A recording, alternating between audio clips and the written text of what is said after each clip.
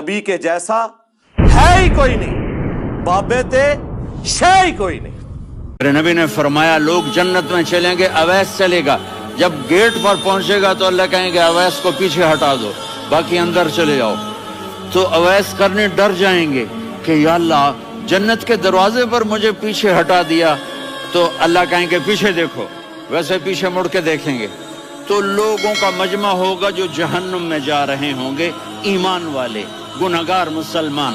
तो मेरा अल्लाह कहेगा अवैस अपनी उंगली को फेरता जा, जिस पर तेरी उंगली पड़ेगी तेरी तो फैल सबको जन्नत में डाल दूंगा। मौलाना तारिक जमील साहब कहते हैं कि ओवैस करनी को जब रोका जाएगा कयामत के दिन, उसको बोला जाएगा जो पीछे है, आपके पीछे जो गुनाहगार है, जिसको वो उंगली डालेगा, उंगली का इशारा समझो वो जन्नत में जाएगा।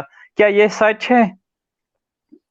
बिल्कुल कहानी है जी, ये झूठ है, ऐसी कोई बात नहीं है। लेकिन ये बात दुरुस्त है कि बुखारी मुस्लिम में हदीस है कि जब नबी इस्लाम के मुबारक हाथों पे शफात का दरवाजा खुलेगा, उसके बाद अंबिया, फरिश्ते और अल्लाह के नेक बंदे भी शफात करेंगे।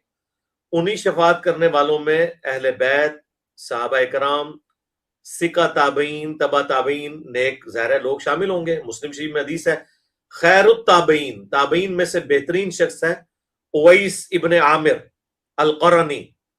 इनके ऊपर मेरी पूरी वीडियो रिकॉर्ड है। यानी नबी इस्लाम के ताबईन में बेहतरीन बंदा जो है वो उवैस इब्ने आमिर है अल-क़रनी।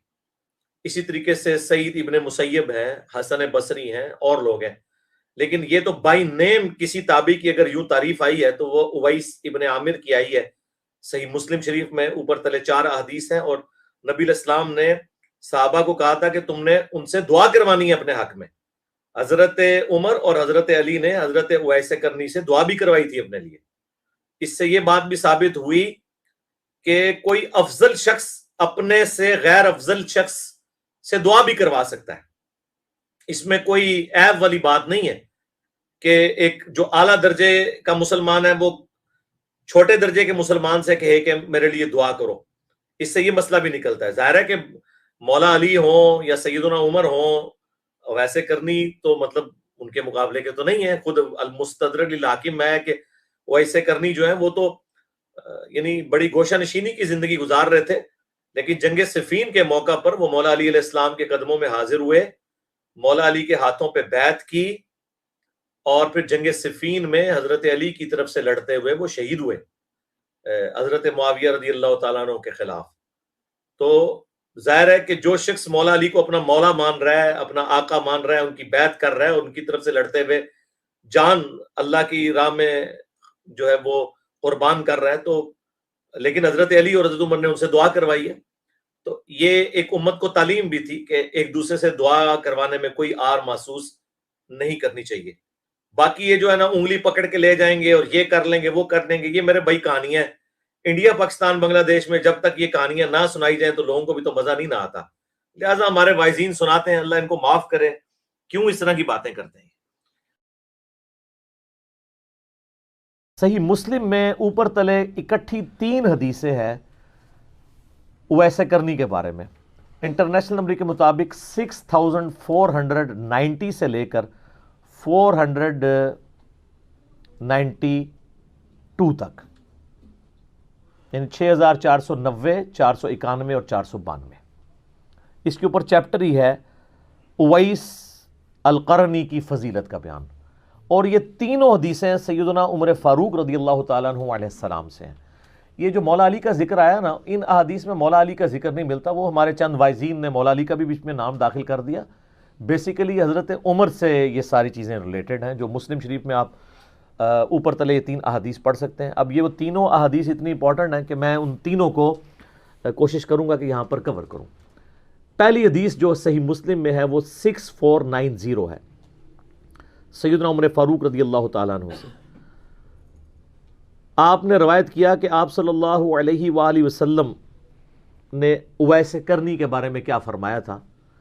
वो कॉन्टेक्स्ट हदीस का यूं शुरू होता है कि अहले कूफा का एक वफ्द अमीरुल मोमिनीन सैयदना उमर फारूक रदी अल्लाह तआला अन्हु व अलैहिस्सलाम को मिलने के लिए आया।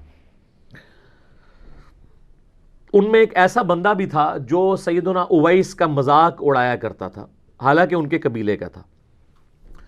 تو سیدنا عمر کی عادت تھی، جب بھی حج کے موقع پر لوگ آتے تھے نا تو ظاہر ہے لوگ پھر آپ کو آ کے ملتے بھی تھے، آپ ہر سال ہی حج کیا کرتے تھے، تو لوگوں کی خواہش ہوتی تھی امیر المومنین کی زیارت بھی ہو جائے گی، اور وہ ان کے لیے پیر و مرشد بھی تھے، بیعت بھی کی ہوئی تھی، سب کچھ تھا، صحابی بھی تھے۔ تو اس وفد، جب بھی کوئی وفد آتا نا تو خصوصاً کوفے سے، تو حضرت عمر فاروق کی عادت تھی ان سے پوچھا کرتے تھے کہ بھئی تم میں سے کوئی شخص اویس ابن عامر کو جانتا ہے؟ تو وہ جو بندہ حضرت اویس کا مذاق اڑایا کرتا تھا نا، ان کے قبیلے کا بندہ، آج بھی دیندار لوگوں کا لوگ مذاق اڑاتے ہیں، پاگل ہیں، فنیٹکس ہیں، یہ تو نہیں ہے بلکل ہی دنیا چھوڑ کے بیٹھ جاؤ، اچھا جی دین دنیا ساتھ لے کے چلو، حالانکہ جو یہ کہہ رہے ہوتے ہیں اللہ کے فضل سے نماز بھی انہوں نے کبھی پڑھی ہوتی، اور آپ کو مشورہ دے رہے ہوتے ہیں دین دنیا ساتھ، یعنی 24 گھنٹہ میں سے 12 اللہ کے لیے، 12 دنیا کے لیے، نہیں، 1 گھنٹہ نہیں دے سکتے 5 نمازوں کا وہ ملا کے کمبائن۔ تو بتایا گیا کہ یہ امیر المومنین، تو پوچھا کہ تم اہل قرن میں سے ہو؟ انہوں نے کہا ہاں جی میں قرن میں سے ہوں۔ تو انہوں نے کہا کہ میں نے نبی صلی اللہ علیہ وآلہ وسلم سے خود سنا تھا، حضرت عمر کہتے ہیں، کہ تمہارے پاس یمن میں سے ایک آدمی آئے گا اویس بن عامر، اس کی ایک والدہ ہے جس کی خدمت کی وجہ سے اس سے مشغولیت ہے، یعنی وہ میری خدمت میں اس لیے حاضر نہیں ہو سکا، کہ اپنی ماں کی خدمت کرتا ہے، اور اس کی ماں کا کوئی اور ایسا رشتہ دار نہیں جو اس کو لک آفٹر کر سکے۔ اس کے جسم پر برس کی بیماری کے داغ تھے، پھر اس نے اللہ سے دعا کی تو وہ جسم سے داغ جاتے رہے، اب صرف 1 درہم کے برابر داغ اس کے جسم پہ باقی ہے اس بیماری کا، وہ بیماری اللہ تعالیٰ نے دور کر دی ہے، اور تم میں سے جو شخص بھی اس سے ملے اپنی مغفرت کی دعا اس سے کروائے۔ اچھا نبی علیہ السلام نے یہ نہیں کہا کہ اس سے جو ہے وہ مال و دولت کی دعا کروائے، استغفار کے الفاظ ہیں، اپنے لیے استغفار کروائے کہ وہ اللہ کے حضور تمہارے لیے استغفار کریں۔ اس سے اگلی حدیث جو صحیح مسلم کی ہے 6491، اس میں الفاظ ہیں، آپ صلی اللہ علیہ وآلہ وسلم نے فرمایا ان خیر التابعین رجل یقال له اویس، بے شک تابعین میں سب سے بہتر شخص وہ ہے جس کا نام اویس ہوگا۔ اب خیر التابعین خود ہی نبی علیہ السلام نے گریڈنگ کر دی، جس طرح ہم گریڈنگ کرتے وقت سیدنا ابوبکر عمر عثمان و علی کو ٹاپ پہ لے کے آتے ہیں، تو تابعین میں ٹاپ پہ کون؟ اویس ابن عامر رضی اللہ تعالیٰ عنہ وعلیہ السلام ورحمہ اللہ تعالی، تو وہ خیر التابعین میں سے ہے۔ تم میں سے جو شخص اس سے ملے اپنے حق میں دعائے مغفرت کروائے، اور وہ شخص ایسا ہے کہ اگر وہ اللہ کے نام کی قسم کسی معاملے میں اٹھا لے تو اللہ تعالیٰ اس کی قسم کو پورا کر دے گا۔ سبحان اللہ، بہت بڑی فضیلت ہے۔ جو بخاری مسلم میں حدیث ہے نا کہ دنیا میں ایسے لوگ بھی ہیں اگر کسی معاملے میں اللہ پر قسم کھا دے نا تو اللہ تعالیٰ ان کی قسم پوری کر دیتے ہیں۔ یہ وہ حدیثیں ہیں جو بیان کر کر کے نا اپنے نانگے پیروں کو لوگ ثابت کر رہے ہوتے ہیں۔ سر جن کو نماز نہیں آتی، تجوید کے ساتھ اذکار نہیں آتے، وضو غسل کا طریقہ صحیح طریقے سے نہیں آتا، ان کے بارے میں یہ حدیثیں نہیں ہیں، وہ تو ان درویشوں کے لیے ہیں جنہوں نے اپنی زندگی اللہ کے لیے دی تھی، اپنی عبادت کروانے کے لیے نہیں، اللہ کی عبادت کرنے کے لیے، اپنے آپ کو انہوں نے مٹایا ہوا تھا۔ یہ وہ لوگ تھے جنہوں نے کبھی یہ نہیں کہا تھا ہم اس وقت تک جنت میں نہیں جائیں گے جب تک اپنے سارے مریدوں کو نہ لے جائیں، کتنے ایک ہی جا کے پتہ چلے گا۔ یہ وہ لوگ نہیں تھے جو اتنے متکبرانہ جملے بولتے ہوں کہ تمام ولیوں کی گردن پہ میرا پاؤں ہے، جن کی طرف منسوب بھی کیا انہوں نے بھی نہیں یہ بولا ہوا، ہم ان کو نہیں کرٹیسائز کر رہے، ان کے جو یہ فالوورز ہیں نا ان کو کرٹیسائز کر رہے ہیں، کیوں جھوٹی باتیں ان کی طرف تم لوگوں نے منسوب کی ہیں۔ اچھا جو تیسری حدیث ہے نا صحیح مسلم کی 6492، وہ بڑی لمبی حدیث ہے اور بڑی رکت انگیز حدیث ہے، اور وہ بھی سیدنا عمر فاروق رضی اللہ تعالیٰ عنہ علیہ السلام سے ہے۔ اس میں بھی یہ الفاظ موجود ہیں کہ ایسے اللہ کے نیک بندے جو اللہ پر قسم کھا لیں کہ اللہ ان کی قسم پوری کرے، اویس ابن عامر بھی ان میں سے ہے۔ وہ حدیث یوں ہے کہ سیدنا عمر فاروق رضی اللہ تعالیٰ عنہ کو جب حج کے موقع پر لوگ ملنے کے لیے آتے تھے نا تو ان کی عادت تھی کہ وہ ہر دفعہ ان کا انٹرویو کیا کرتے تھے، خصوصاً یمن کے جو لوگ تھے، کوفے کے لوگ تھے، کیونکہ کوفے میں بھی کرن قبیلہ آباد تھا. اسی طریقے سے ایک دفعہ وہ انٹرویو کر رہے تھے تو آپ نے پوچھا کہ تم میں سے کوئی شخص اویس موجود ہے؟ تو بائی چانس اس سفر کے اندر سیدنا اویس بھی آئے ہوئے تھے خود امیر المومنین کے پاس. تو آپ نے ان سے پوچھا تم اویس ہو؟ ان کا ہاں. قبیلہ کرن سے تعلق رکھتے ہو؟ ہاں. اچھا تمہاری ماں ہے جس کی خدمت کی مشغولیت کی وجہ سے نبی علیہ السلام کے پاس نہیں حاضر ہو سکے تھے اور اس کی کوئی دیکھ بھال کرنے والا نہیں ہے، بوڑھی ماں کا؟ ان کا جی ہاں. اور تمہیں برس کی بیماری بھی تھی، پھر تم نے اللہ سے دعا کی اور اللہ تعالیٰ نے تمہاری بیماری دور کر دی اور صرف 1 درہم جتنا نشان تمہارے جسم پہ باقی رہ گیا برس کا، تم وہی ہو؟ ان کا ہاں جی میں وہی ہوں. تو پھر سیدنا عمر نے کہا کہ میں نے تو نبی علیہ السلام سے تمہارے بارے میں یہ سنا تھا کہ جو شخص اس سے ملے اس سے اپنے لیے دعائے مغفرت کروائے. ہائے ہائے ہائے ہائے. ایک صحابی تابعی کو کہہ رہا ہے. سر آپ ذرا امیجن کریں. تو اور تمہارے بارے میں فرمایا تھا کہ تم کسی معاملے پہ اللہ پر قسم کھا لو، اللہ وہ قسم بھی پوری کر دے گا، تو تم میرے لیے دعائے مغفرت کرو. پہلے تو وہ تھوڑے ریلیکٹنٹ ہوئے، ظاہر ہے امیر المومنین کروڑوں ویسے کرنی سیدنا عمر کی جوتیوں پہ قربان، مرتبہ تو ظاہر ہے وہ. تو پھر حضرت عمر نے جب کہا کہ مجھے نبی علیہ السلام نے حکم دیا تھا تو میرے لیے دعا کرو، تو پھر انہوں نے ان کے لیے دعا کی. یہاں میں ایک شرعی مسئلہ بھی آپ کو بتا دوں کہ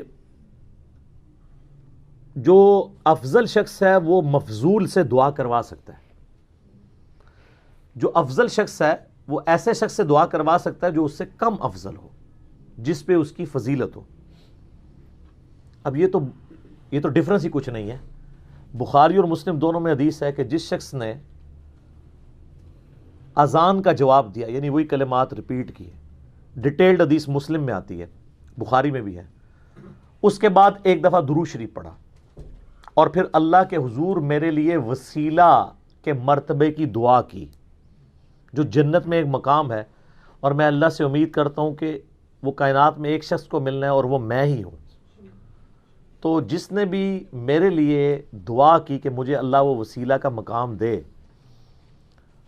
تو میری شفاعت اس کے لیے حلال ہو جائے گی.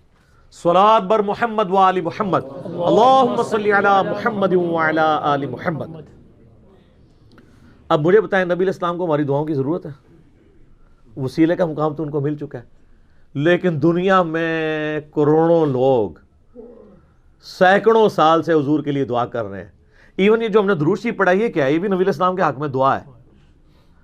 تو جو مفضول، یعنی ہم مفضول ہیں، اپنے سے بہت افضل شخصیت یعنی امام اعظم محمد رسول اللہ صلی اللہ علیہ وآلہ وسلم جو سید الاولین والآخرین ہے، شفیع المذنبین ہے، رحمت للعالمین ہے اور خاتم النبیین ہے، امام الانبیاء والمرسلین ہے صلی اللہ علیہ وآلہ وسلم. انہیں ہماری دعاؤں کی ضرورت نہیں ہے، لیکن اللہ تعالیٰ کو اپنے محبوب کا ذکر اپنے بندوں سے سننا اچھا لگتا ہے. بغیر ریزیمبلنس کے میں بات کر رہا ہوں. کسی فقیر نے اگر کسی بڑے بادشاہ سے کوئی بھیک مانگنی ہوتی ہے تو کیا کہتا ہے؟ تیرے بچوں کی خیر. حالانکہ اس کے بچے اس پہ تو ڈیپینڈنٹ نہیں ہوتے ہیں، لیکن اس کی تعریف کر کے وہ اس کے حضور مقام حاصل کرنا چاہتا ہے. تو نبی علیہ السلام کا اللہ کے ساتھ جو رشتہ ہے خالق اور مخلوق کا، وہاں تو ظاہر اولاد والا معاملہ نہیں ہے.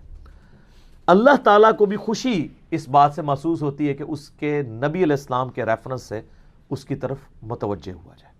صلوات بر محمد و آل محمد، اللہم صلی علی محمد و علی آل محمد صلی اللہ علیہ وآلہ وسلم. اچھا یہ جو حدیث تھی نا 6492، اس میں آگے بھی کچھ الفاظ ہیں.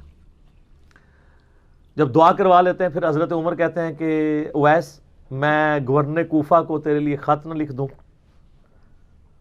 کہ ذرا تیرا خیال رکھا کرے؟ ہم میں سے کوئی ہوتا کہتے ہیں حضور ضرور لکھے. ہائے ہائے ہائے. سر جو اللہ کے ساتھ لگ جاتے ہیں نا ان میں غنا آ جاتا ہے. ان کا علم نہیں، مجھے اس کی حاجت نہیں ہے. مجھے تو بوریا نشین اور بسیدہ کپڑوں میں جو ملبوس لوگ، درویش لوگ، ان کے ساتھ بیٹھنا پسند ہے. مجھے کسی دنیاوی غرض کی حاجت نہیں. یعنی وہ چار دائرہ کوفہ وہ چھاونی تھی جو حضرت عمر نے قائم کی تھی، فوجی چھاونی، ایک سینٹرل مقام تھا جہاں سے رومن اور پرشین امپائر جس کو مسلمانوں نے ڈھیر کیا تھا، ان کے سینے میں وہ کوفہ شہر آباد کیا تھا کہ وہاں سے آپ دونوں سپر پاورز میں بغاوت کو کچل سکیں، خطرہ تو رہتا ہے نا۔ تو انہوں نے کہا یا حضرت مجھے اس کی کوئی حاجت نہیں ہے، اور پھر وہ سیدنا اویس رضی اللہ تعالیٰ عنہ وعلیہ السلام واپس گئے تو ایک بندہ جو یہ ساری مجلس، جس کو اس مجلس کی خبر تھی، وہ وہاں پہ ان کو کوفے میں جا کے ملا، جس نے حضرت عمر سے یہ چیزیں سنی ہوئی تھی کہ اس طرح ایک بندہ ہے جس کے بارے میں نبی علیہ السلام نے فرمایا۔ تو وہ حج کرنے کے بعد جب حضرت عمر سے ہو کے وہاں واپس گیا، تو اس اسپیسیفک مجلس میں تو نہیں تھا، حضرت عمر کی مجلس میں بیٹھا تھا جس میں انہوں نے غائب میں ان کا ذکر کیا تھا، غائبانہ ذکر۔ تو وہ حضرت اویس کے پاس گیا اور کہا کہ امیر المومنین سے میں ہو کے آیا ہوں، میں حج پہ بھی گیا ہوا تھا، تو آپ میرے لیے دعا کریں۔ تو حضرت اویس نے کہا کہ تم اتنے مبارک سفر حج سے آئے ہو، تمہیں چاہیے میرے حق میں دعا کرو، تم مجھ سے دعا کیوں کروا رہے ہو؟ تو ان کا حضرت آپ کے بارے میں تو نبی علیہ السلام نے فرمایا ہے کہ جو اویس کو ملے تو اس سے دعا کروائے۔ تو انہوں نے کہا تم لگتا ہے کہ عمر ابن خطاب سے مل کے آئے ہو۔ ان کا جی، مجھے انہوں نے یہ بات بتائی ہے۔ تو پھر انہوں نے ان کے لیے دعا کی، اور پھر یہ خبر جنگل کی آگ کی طرح پھیلنا شروع ہوئی، تو حضرت اویس کرنی کوفہ شہر چھوڑ کے وہاں سے چلے گئے کہ میں ایسے شہر میں رہنا بھی پسند نہیں کروں گا جہاں لوگ مجھے اس عزت کی نگاہ سے دیکھ رہے ہوں۔ کس ضرب والے وہ لوگ تھے! یہاں تو لوگ یعنی شہرت کے بھوکے ہوتے ہیں، فیم کے بھوکے ہوتے ہیں، اور یہ وہ لوگ ہیں جن کا اللہ کے ساتھ تعلق ہے۔ ان کو ہر وقت یہ ڈر لگا رہتا ہے کہ کوئی ریاکاری والا عنصر ہمارے اعمال کے اندر داخل نہ ہو جائے، وہ چھوڑ کے چلے جاتے ہیں۔ تو وہ شہر چھوڑ کے چلے گئے جب لوگوں کو ان کی عظمت کے بارے میں پتہ چلنا شروع ہوا، تاکہ لوگ میرے پاس نہ آئیں۔ آپ لوگ ہوتے تو شاید ٹکٹ لگا کے بیٹھ جاتے، جنہیں دعا کرانی ہے تو ٹکٹ کٹاؤ تو لینڈ بناؤ۔ تو اسی لیے ہم جیسے لوگوں کے بارے میں بشارتیں بھی نہیں ہیں، جن کا یہ اعلیٰ ظرف تھا نا، انہی کو اسی قسم کی گارنٹیاں دی گئی تھی۔ الحمدللہ۔